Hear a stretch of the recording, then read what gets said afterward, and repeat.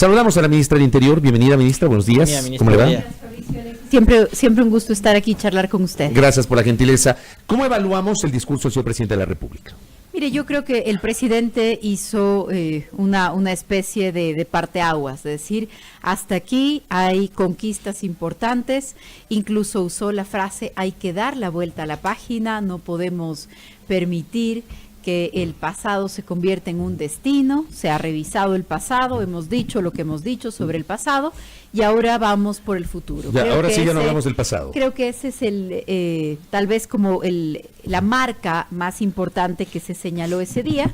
Lo mencionamos ayer, perdón que le interrumpa, lo mencionamos ayer con Alexis, que sí nos quedamos tal vez con esa parte del discurso. Por fin le escuchamos al presidente. El pasado queda atrás, ahora sí vamos al futuro.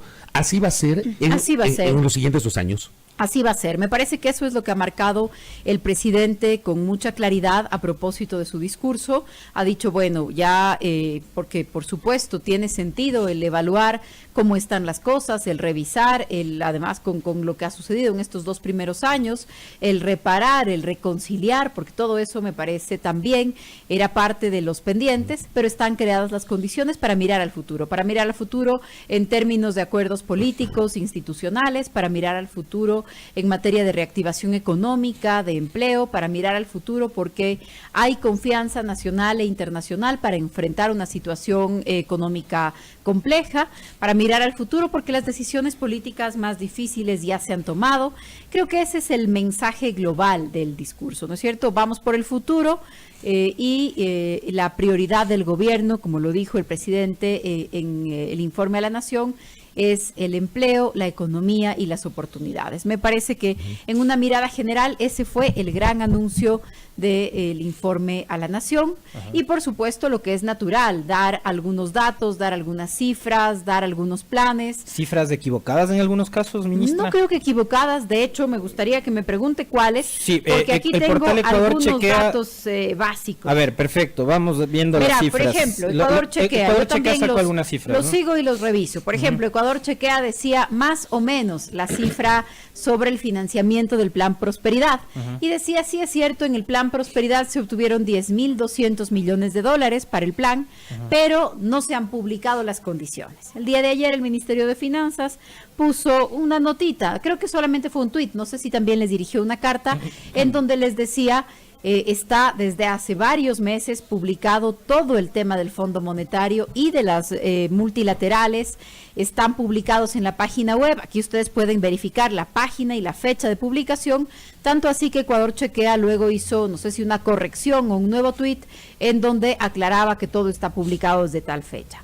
Otro dato que causó alguna polémica y que yo también lo solicité y luego lo envié, para que lo puedan analizar. No es una cuestión de ponerse a discutir, pero claro, no hay que dejar dudas sobre los datos y hay que discutirlos, fue el tema de los femicidios. Entonces, hay una comisión que se reúne todas las semanas, se llama la Comisión Especial Interinstitucional de Seguridad Ciudadana y Justicia. En esa comisión está el INE, que está el Ministerio del Interior, está la Fiscalía General del Estado y está el Consejo de la Judicatura. Y todas las semanas se unifican las cifras para poder llevar una estadística única sobre algunos datos de seguridad. Uno de esos datos es el dato sobre homicidios, sobre muertes violentas, y ahí hay un dato específico sobre femicidios. ¿Desde qué fecha se contabilizan, entre comillas, los femicidios? Desde el 2014 que se incorporó esta figura en el Código Penal, hacia finales del Código Penal. Entonces, en el 2014 la cifra es 27. ¿Por qué? Porque solamente hay una parte final del año en donde tenemos este dato. Antes no se llevaba esta contabilidad con esas características. Porque entonces, no existía la figura del Porque no existía la figura del Código Penal. Entonces, en el 2014 hay 27 registrados, en el 2015 hay 55, en el 2016 66, en el 2017 104, en el 2018 60, por eso la comparación, cuando en el discurso se habla de la mitad, más o menos la mitad, es entre el 2017 y el 2018, que fue pasar de 104 a 60, y en lo que vamos del 2019, 21 femicidios. Entonces, esta cifra, yo lo digo porque desde el Ministerio del Interior he participado en varios espacios de discusión, Hay algunas organizaciones ciudadanas que dicen esta no es la cifra es más elevada. Claro, hablan de 2019, hablan de 35, difiere Exacto. con el número que usted acaba de decir. Exactamente. Entonces, ¿y por qué la diferencia? Porque hay algunas maneras de contabilizar esto, porque depende cómo lo haya calificado la Fiscalía en el momento de presentar la acusación. Por eso es que hay una comisión en donde está la Fiscalía, el Consejo de la Judicatura para llevar las cifras. Más allá de las cifras, ojalá no sea ni una sola, ese es el objetivo, que no haya ni uno solo, pero por supuesto parte de la discusión de la política pública también es discutir eso, cómo se llevan esas cifras y debatirlo. Yo hablé con una de las dirigentes, activistas en temas de derechos de mujeres y yo les decía, sería importante si por ejemplo a la próxima reunión ustedes asisten a esta comisión para que los técnicos especialistas que se reúnen todas las semanas les puedan decir cómo exactamente se hace esta contabilidad, esta comparación. No es algo, digamos, no es algo de extrema gravedad por lo que nos vamos a pelear, todo lo contrario. Tal vez es importante que esa comisión escuche cuáles son los criterios que utilizan las organizaciones sociales y también que las organizaciones sociales escuchen cuáles son los criterios de esta comisión. Por ejemplo, cuando ya la Fiscalía acusa o está investigando sobre un tipo penal, se contabiliza como femicidio. ¿Qué pasa si es que la Fiscalía no acusa como femicidio? Ya no entra en las estadísticas. Exacto, ya no entra en las estadísticas. Entonces, por eso es importante mantener esas conversaciones, pero también es clave decir de dónde se sacan las cifras, ¿no es cierto? Porque algunas personas decían, bueno, ¿dónde está la cifra? La cifra era la comparación entre el 2017 y el 2018 y en las cifras oficiales era el cambio entre 104 y 60. Usualmente cuando a mí me corresponde reportar, digamos, a la Asamblea, suelo usar la cifra de nuestra comisión y la cifra de las organizaciones para decir, ojo, estamos mirando que ustedes tienen otras cifras, no estamos subestimando ni la gravedad del problema ni el trabajo que ustedes hacen, pero este es el motivo por el que las cifras oficiales son estas de acá. Y ayer la Comisión de Justicia convocó a autoridades nacionales vinculadas al tema de justicia y seguridad para hablar precisamente de los femicidios, pero no fue ninguna y solo enviaron a delegados. ¿Qué pasó en su caso particular, ministro? Hubo una resolución del Pleno que decía que la Comisión de Justicia analice estos temas con los ministros o sus delegados. Entonces nosotros recibimos la convocatoria, decía con los ministros o sus delegados. En mi caso envié un delegado que maneja este tema muy bien y que es nuestro representante a esta comisión, entonces que es el técnico que puede hacer esta evaluación. En realidad la resolución fue motivada por 3 femicidios en La Tacunga que se han desarrollado este año, que han causado mucha alarma. Creo que en esos 3 femicidios no estaba uno más, que también ha sido muy delicado en este año también en La Tacunga, que primero fue reportado como una desaparición y luego de ser reportado como una desaparición se hicieron varias pruebas desde el punto de vista de la policía. En el momento en el que se hizo una revisión de fluidos en la casa de la mujer desaparecida, su esposo se suicidó y hace unos pocos días hemos encontrado el cadáver. Entonces, por ejemplo, ese dato no estaba como femicidio hasta hace unos días que se encontró el cadáver. Ese dato era una cifra de una persona desaparecida.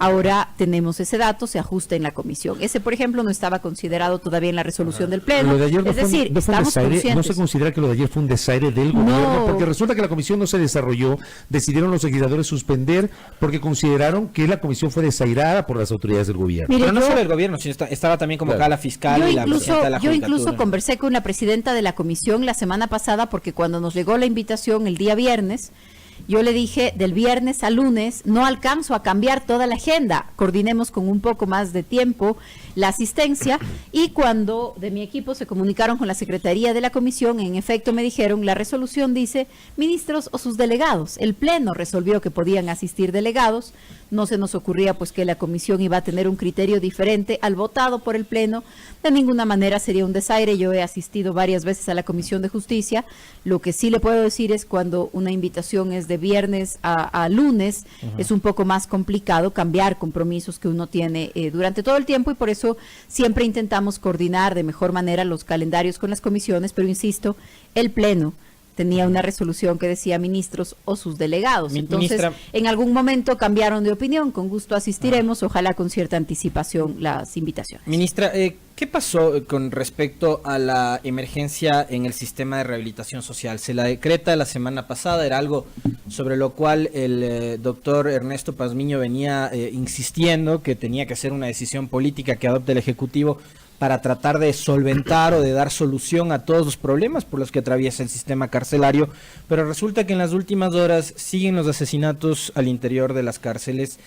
Tuvimos el problema de la intoxicación por el mal estado de la comida en el Centro de Rehabilitación Social de Ibarra, y ayer en la Penitenciaría del Litoral se fugan 3 privados de libertad porque resulta que, según da cuenta la nota de Diario Universo, simplemente el sistema cerrado de vigilancia no funciona.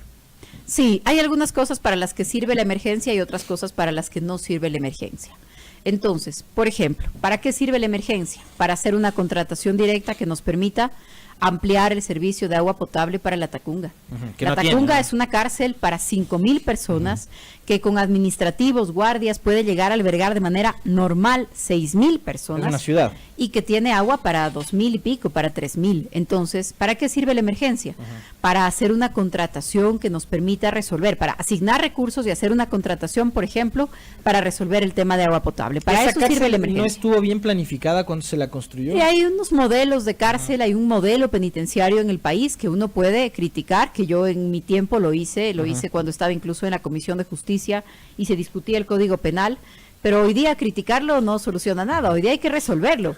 O sea, hoy día tenemos 3 centros regionales penitenciarios de más de 5,000 personas cada centro, el de Litoral, el de La Tacunga y el de Turi, son centros para albergar a 5,000 personas cada uno. Eso es un modelo en particular, un modelo de gran cantidad de personas privadas de libertad, ¿no es cierto? No son pequeñas cárceles, son cárceles muy grandes, eso determina un manejo en especial, pero que restricciones, que hay por ejemplo, para visitas. ¿No? Sí, además hay hacinamiento. Entonces, por ejemplo, el hacinamiento, la emergencia no lo va a resolver de un día para el otro. El hacinamiento es un problema que se va a resolver, ojalá, en el mediano plazo. La construcción de la infraestructura necesaria para que la Tacunga tenga agua. La emergencia permite asignar recursos y contratar, pero no va a resolver para mañana el tema del agua de la Tacunga, por más que la emergencia ya está declarada. La emergencia va a permitir, como se ha hecho ya en estos días, que el ministerio, la secretaría encargada del tema cárceles, que no es el Ministerio del Interior, sino la Secretaría de Atención de Personas Privadas de Libertad, que haga una convocatoria para nuevos guías penitenciarios. Está haciendo una convocatoria para incorporar 500 nuevos guías penitenciarios. La emergencia permite hacer la convocatoria, asignar los recursos, ir a la contratación. De un día para el otro. Eso, eso no se hace de un día para el otro. No se hace de un día para el otro. Pero y esto es urgente. ¿Qué se hace en la urgencia? Se asigna nuevo personal que no necesariamente son guías penitenciarios. ¿Quién asigna ese nuevo personal? La policía y las Fuerzas Armadas. Eso es parte de lo que el decreto de emergencia sí permite. Pero ellos no pueden operar puertas adentro, ¿no? Así es, no se pretende eso. No se pretende que las Fuerzas Armadas intervengan en la relación con las personas privadas de libertad o en el control de las personas privadas de libertad, sino en el primer filtro. ¿Por qué en el primer filtro? Porque uno de los problemas que existen en las cárceles, comprobado que existen en las cárceles, el ingreso de armas, el ingreso de armas, de alcohol, de drogas, una cantidad de cosas, ¿no? La Policía Nacional ha hecho 300 requisas en centros de rehabilitación social en lo que va del año, 300 requisas diferentes, y en ninguna requisa la policía sale con las manos vacías. O sea, la policía entra a hacer una requisa, entra a hacer una revisión y sale con cuchillos, con tubos, con litros, pero no 4 litros. Tenemos en lo que va del año 1,800 litros de licor artesanal decomisado dentro de las cárceles. Bueno, uno artesanal, uno no artesanal, pero 1,800 litros, se imagina, no es algo que no ocupe espacio. Una de las cosas que se decomisa en las cárceles son cuchillas, gilets. Eso es muy, no sé si muy, pero eso es más fácil de entrar porque se puede esconder. Pero 1 litro de licor, 1,800 litros, entonces tenemos problemas en los objetos con los que están ingresando los administrativos, los guías penitenciarios, los propios policías, las visitas, y por eso el que las Fuerzas Armadas apoyen en seguridad en el primer filtro, por ejemplo, es un apoyo, es una ayuda, y además permite que la policía, que en este momento está encargada del primer filtro, de la primera entrada del perímetro, que la policía pueda poner esa cantidad de personal dentro de la cárcel para poder cuidar seguridad. Eso le voy a preguntar. En el interior, ante la ausencia de guías penitenciarios y porque el proceso no se hace de un día para otro, ¿sí pueden estar policías en el interior? Así es. ¿Sí en pueden? El interior, en este no? momento, hay policías en los pabellones de máxima seguridad y en el primer filtro, no en todos los lugares. Ministra, ¿se puede dar el paso con esta emergencia? Usted nos decía, se puede contratar de manera directa la adquisición de escáneres para que se coloquen en las entradas a las cárceles, para que pasen por ahí los familiares, las visitas, etcétera. Porque ayer veíamos algunas notas de prensa, de canales, colegas de televisión, donde los familiares advertían que incluso eran digamos, humillados, ¿no? Al momento de ingresar a las cárceles. Los controles son controles invasivos, los controles son controles que pueden evitarse con más tecnología. ¿Y es posible parte de lo que está, es parte de lo que está planificado. Es mucho dinero, pero es parte de lo que está planificado. Hay que hacerlo por el mejor tratamiento a los familiares de los privados de libertad y también por los temas de seguridad, porque es lo que les digo, no tengo ahora mismo a mano, pero en el decreto, en la discusión del decreto, en los debates que hemos tenido, también lo que nosotros tenemos es la productividad total de las requisas en este año. Son miles de armas cortopunzantes, son miles de litros, entonces hay muchas cosas que están entrando. El tema de la provisión de alimentos, imagínese lo que es alimentar una cárcel de 5,000 o 6,000 personas. Eso significa que hay una puerta por donde todos los días hacen fila camiones de alimentos para poder ser llevados a las cocinas, para poder ser preparados. En este momento hay más de 40,000 personas privadas de libertad en el país. No es una tarea sencilla el atender las necesidades de todos, pero es una responsabilidad del Estado y estamos trabajando para eso. Ministra, déjeme preguntarle puntualmente. La fuga de ayer en la penitenciaría de Litoral, ¿hay alguna responsabilidad directa o corresponsabilidad de la policía y del Ministerio del Interior? Claro, de la policía, del Ministerio del Interior, de los guías penitenciarios, porque son los custodios. Hay 4 personas que fueron en ese momento detenidas por ser las responsables de este tema, entre ellos policías. Fueron puestas a órdenes de la justicia. Ese es el riesgo del trabajo de un policía. Fueron llevados y fueron puestos a órdenes de la justicia y entiendo yo, no sé si fue un juez, una jueza, pero la noche de ayer ya recibí el reporte de que les dieron medidas sustitutivas, por lo tanto van a enfrentar el proceso penal en libertad. O sea, porque lo que no se entiende es que se dé la fuga con el relato que usted nos hace, con las condiciones que hay, con el estado de emergencia, con la presencia de policías. ¿Cómo se fugan? Lamentablemente estas cosas han sucedido en las últimas semanas. Por ejemplo, ustedes recordarán una foto, yo misma la puse en Twitter, en Imbabura. Hubo un intento de fuga, un grupo especial del GOE los regresó del techo y regresaron a la cárcel. Hace un par de semanas tuvimos una fuga en Esmeraldas. Las 2 personas fugadas fueron recapturadas en las 48 horas siguientes a la fuga. Es decir, estos 3 que salieron ayer no se tiene estamos todavía trabajando en eso. Ministra, ayer usted publicó en redes sociales sobre el operativo en Buenos Aires, provincia de Imbabura, que es un tema muy delicado, donde operan mafias vinculadas al tema de la minería ilegal. No sé si nos podría relatar un poco de los resultados que se obtuvieron detrás de este operativo en La Merced. Claro que sí. El día de ayer hicimos un operativo coordinado con Fuerzas Armadas, precisamente porque habían algunos sectores de la población que decían: hay personas con armas, hay personas armadas, hay personas con armas de grueso calibre. Las Fuerzas Armadas tienen la competencia legal para el control de armas y además tienen la logística para zonas en donde no hay carretera. En la parroquia La Merced de Buenos Aires, en Imbabura, solamente hay una vía, una carretera, por llamarlo de alguna manera, hasta un cierto lugar, pero no hasta la mina.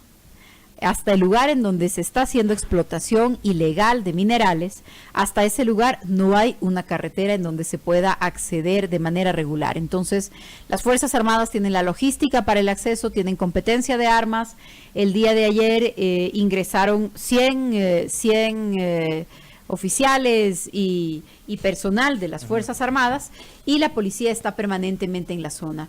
Entiendo que la productividad ya nos la van a reportar en un momento para decir cuántas armas, porque entrábamos específicamente a hacer un control de armas, y es un lugar en donde nosotros digo, la Policía Nacional en los últimos 2 años y medio, que es cuando se puso esta alerta, porque la gente empezó a entrar a explotar minerales. Entiendo que hemos hecho más o menos 30 incursiones con allanamientos y detenidos. Hace un par de meses hicimos una incursión específica para detener a las personas vinculadas con actividades ilegales armadas. Hicimos la detención de 17 personas. Las 17 fueron liberadas al día siguiente por los jueces en ese momento. No teníamos todavía ni este Consejo de la Judicatura ni esta Fiscalía General. En ese momento era la fiscal, la doctora Ruth Palacios. De manera conjunta, ella y yo firmamos la queja contra los jueces que liberaron a estas 17 personas. Su detención fue el resultado de tareas de inteligencia de la policía que nos habían llevado más o menos 5 meses. Fueron liberadas en 24 horas. Entonces, es un tema delicado.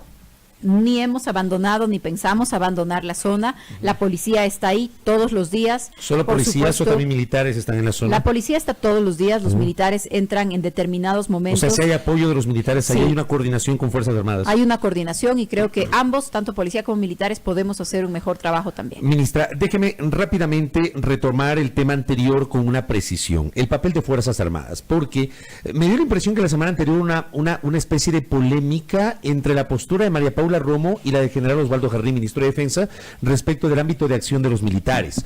Usted nos acaba de decir, los militares pueden estar en el primer filtro, pero si mal no recuerdo, el ministro Jarrín señaló que los militares pueden estar en el perímetro exterior.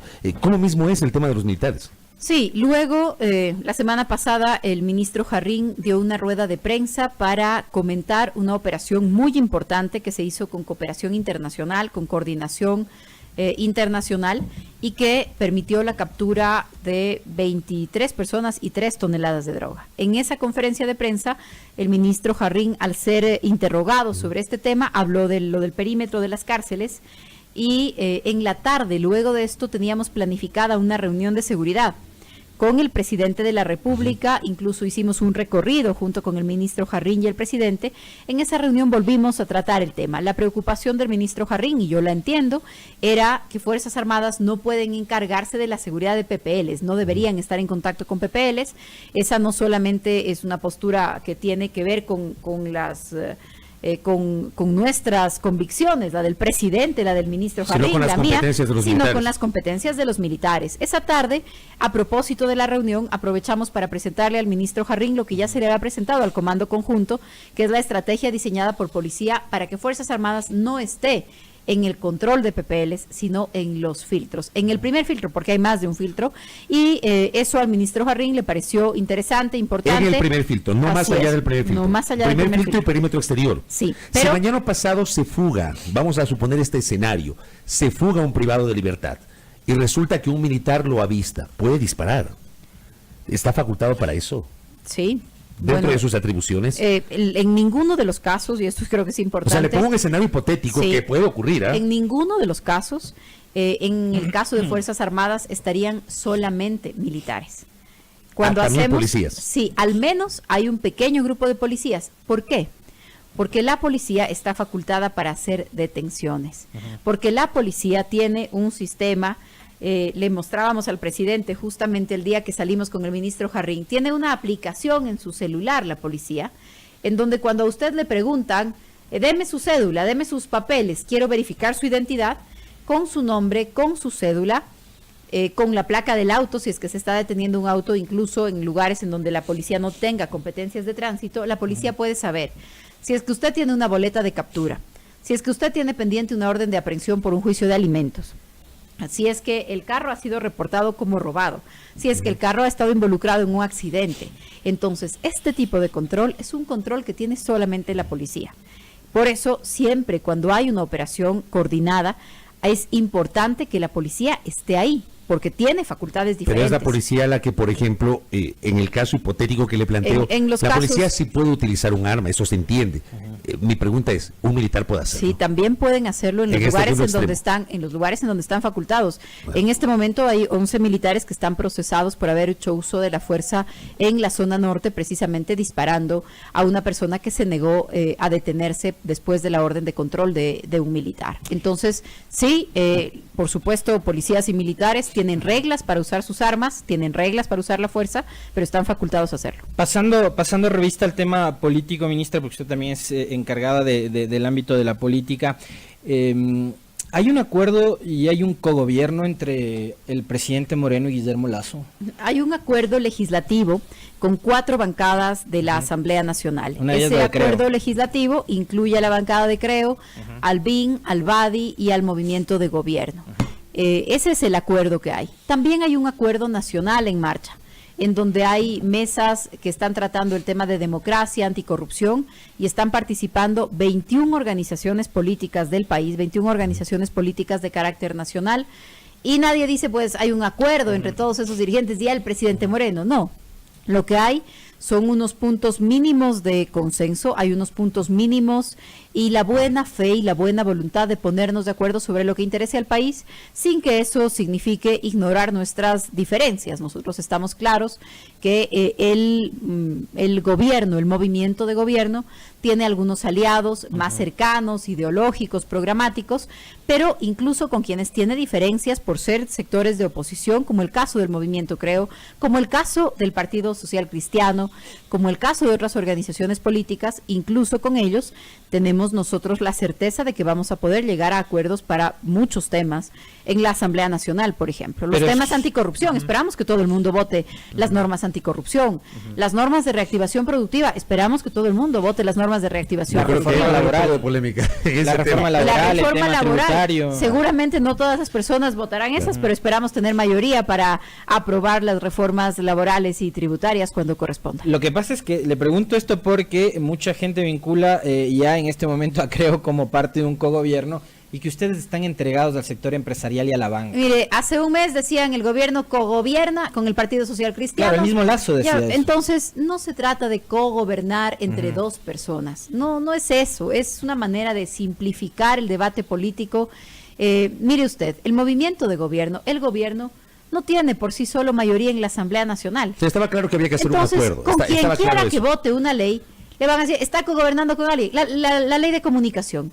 La ley de comunicación hace varios meses se aprobó entre los votos del Movimiento País y Creo.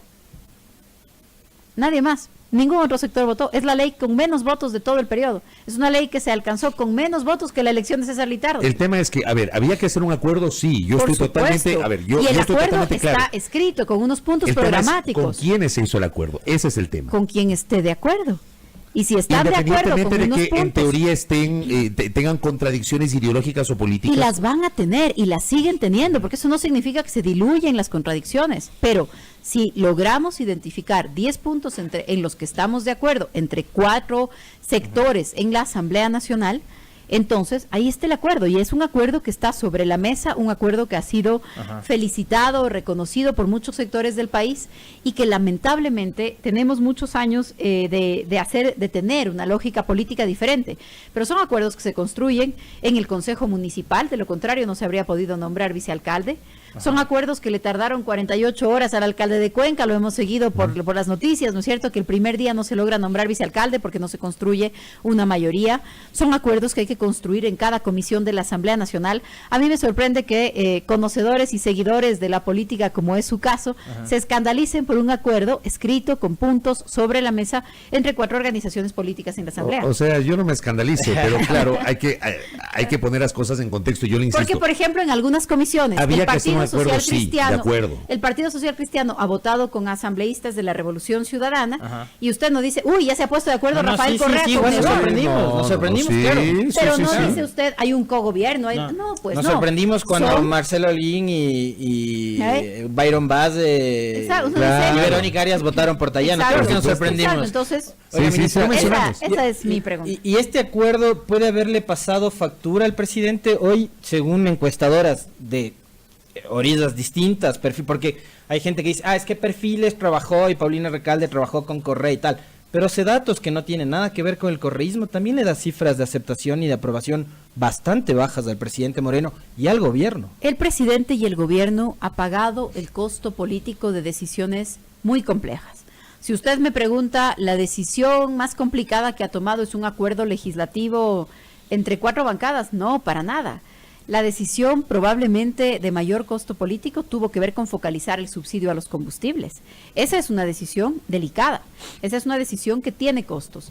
Decisiones de poner en orden la economía cuando teníamos una economía de derroche, de gasto sin control, y cuando el presidente y el gobierno dice tenemos que focalizar, no podemos seguir contratando, no puede ser el Estado la fuente principal de empleo. En esos casos son decisiones que tienen costos, por supuesto, y gobernar también es tomar esas decisiones. Le aseguro que el presidente no está gobernando, y él lo dice, creo que lo dijo también en el informe de la Nación, no está gobernando para la próxima elección, está gobernando para la próxima generación. Entonces, en ese sentido, ¿no les preocupan las cifras estas? A uno siempre le preocupan, por supuesto, pero no vivimos para eso, porque de lo contrario tendríamos que hacer lo que ya se hizo, ocultar las cifras, decir que todo está bien en la economía, endeudarse sin ningún límite, no enfrentar los problemas que tiene la seguridad social. El gobierno está tomando decisiones delicadas, eso tiene costos políticos. Estamos seguros de que lo más difícil ya pasó, que ahora, como lo dijo el presidente en el informe, vamos por el futuro, que se han creado condiciones de reactivación, que se han creado condiciones para inyectarle dinero a la economía, que eso va a permitir más empleo, pero le aseguro que el ciudadano que probablemente nos está oyendo o no nos está oyendo porque desde hace 2 horas ya está trabajando, claro, no está preocupado nos va a ir en el Facebook. Eso es, pero no está preocupado por saber quién votó cómo, en qué comisión. Está preocupado para decir, ¿saben qué? Ojalá ya no se peleen, ojalá en la asamblea se pongan de acuerdo porque necesitamos empleo, porque necesitamos reactivar la economía, porque necesitamos que se atiendan los problemas de seguridad, de la seguridad social. No creo yo que a los ciudadanos les molesten los acuerdos. Yo creo que a los ciudadanos lo que les molestan es que los políticos no logremos ponernos de acuerdo para los temas del país. Y yo estoy seguro también que habrá ciudadanos en Los Ríos y en Manaví que están preocupados porque no tienen autoridades definitivas. Sin duda. Y porque el Consejo de Participación Ciudadana todavía sigue en acefalía y porque han pasado 2 meses y a pesar de que nos vendieron la reinstitucionalización del país, tenemos un CNE que ha llevado un proceso electoral totalmente cuestionable y a quien parece que nadie quiere fiscalizar. Bueno, ¿qué pasa en Los Ríos? ¿Qué pasa en Manaví? ¿Qué pasa delicadísimo, con el Consejo de Participación? Es delicadísimo el tema de los resultados electorales. También, ¿este CNE le queda debiendo al país, ministra? Mire, yo no voy a decir nada por ahora, no es el Ejecutivo el que fiscaliza al CNE, sino la Asamblea. Es la Asamblea es la que tendrá que formarse una opinión sobre el trabajo del CNE. Pasando, claro que sí, nos preocupa. Y permítame, por ejemplo, decirle, hay casos, yo estoy sobre los temas, estoy pendiente, hay abogados que de sentencias del contencioso electoral, de decisiones de ampliación, pide ampliación de la ampliación. O sea, también abuso en los recursos. Un abuso en los recursos, hay unos incidentes completamente desproporcionados. Pero eso pasa también si es que hay jueces que permiten aquello, pues porque si yo como juez del Tribunal Contencioso les pongo un alto a estos abogaditos, ahí se acaba el problema. Entiendo que ya el Tribunal Contencioso Electoral incluso ha enviado al Consejo de la Judicatura pidiendo que revise la actuación de algunos abogados, pero tiene que contestar. Cuando a un juez le presentan un recurso, tiene que contestar, y eso demora unas horas más. Como le digo, yo estoy siguiendo de manera cercana el desenlace de estos temas, porque, por ejemplo, en el caso, me parece que de 7 cantones en Los Ríos, se tiene que autorizar las firmas de las autoridades prorrogadas para que puedan cumplir con los salarios este mes. Entonces, yo precisamente cambiar las cuentas, pues. El día de ayer hablaba yo con el viceministro de Finanzas diciéndole, voy mañana a revisar la lista de los cantones, pero tenemos que evitar que haya un problema ahí, hay que ver qué va a pasar con las cuentas.